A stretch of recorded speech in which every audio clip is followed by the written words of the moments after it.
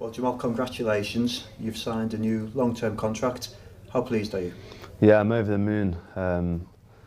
You know, obviously great news. You know, being tied down to Newcastle for a long time.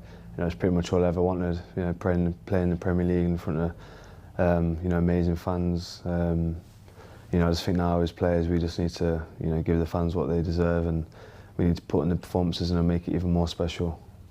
Why have you decided to commit your future to Newcastle United? Well, you know, I love it here. I'm happy. Just started a family up here, and you know, since I've been here, everything's been really positive. So, you know, it's a no-brainer for me. You know, all that speculation and stuff all last season.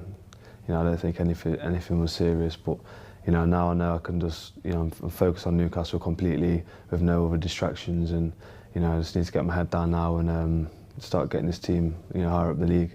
You mentioned they're starting a family. Your partner gave birth to your first son, Jamari, just a month ago, I think it was. Is that something that's quite important to you now, putting down roots and almost thinking about the future quite seriously now?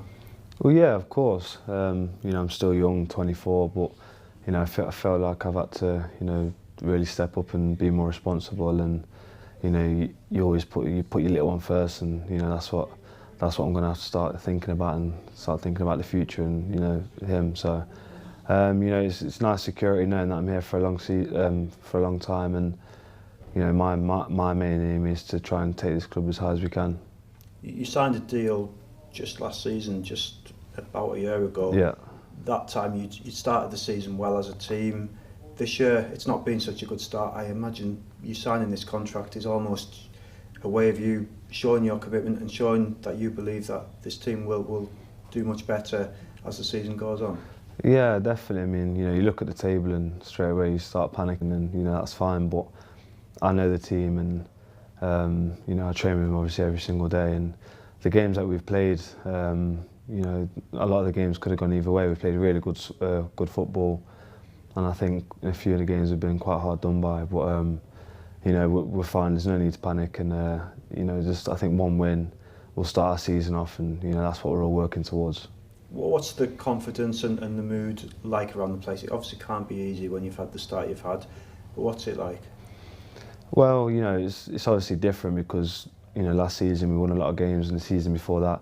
So this group of players were used to kind of victories and winning quite often, and you know, when that stops, it's how you take that. And I think it's important not to get too low when you lose, not to get too high when you win. And I think the team are coping fine. You know, we trust the manager a lot, and you know, whatever he says, and we back him and he backs us, and you know, we are tight, and it's just about sticking together, still working hard, training hard, and eventually the results will come.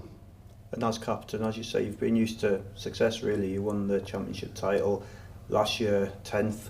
So as captain, has this been the biggest test of your captaincy so far? I think it's always been a test in the championship last season, and now it's obviously different. It's how I handle it differently is probably one of the main things for me. You know, because it's quite easy to get frustrated and you know, to lose your head, but you know, you've got to stay calm no matter how hard things get. But again, you know, like I said, there's no need to panic. We're playing good football. It's not like we're going out there and getting spanked 3-0, 4-0 every week. It's always close, and a lot of the games it could have gone either way. So no, I think in terms of the football we was playing last season, the football we're playing now, I think it's quite similar. But you know, the luck's not really been going our way, but I think it'll come soon. When you came out of the tunnel for the Brighton home game a couple of weeks ago, you'd have seen that the flag with your image was up again. I mean, you've touched upon it, but how big an impact, how big an influence are the fans on your decision to commit your future to the club? Oh, I mean, you know, that's one of the biggest ones, to be honest. You know, just knowing that how loved you are, and you know, that they'd love to hear about me getting tied down, and you know, it's so important for me to hear. And you know, we, as players, we all appreciate the energy and time and money they put into, you know, travelling thousands of miles to come watch us play away in the cold, and obviously filling out St James's every home game. So we do appreciate that, and you know, we feel quite bad that we ain't giving them the results, but I think sooner rather than later we'll start giving them something back. You recently passed the 100 appearances mark for the club. What have been the highlights of those games? Well, a big thing for me was obviously lifting the trophy in the championship. That's something that, you know, not many players can say they've done. Finishing 10th is a great achievement as well. You know, that was it was a tough season, but we got through it, and you know, we finished off really well.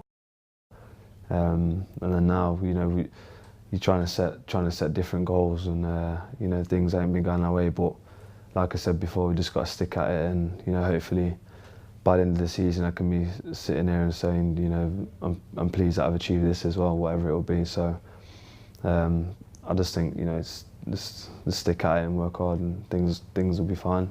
And thinking longer term, you've committed yourself, as you say, for a long time now. What are your hopes and ambitions and aims for that period? Well, first and foremost is, you know, I don't know how to say it, but stay in the Premier League.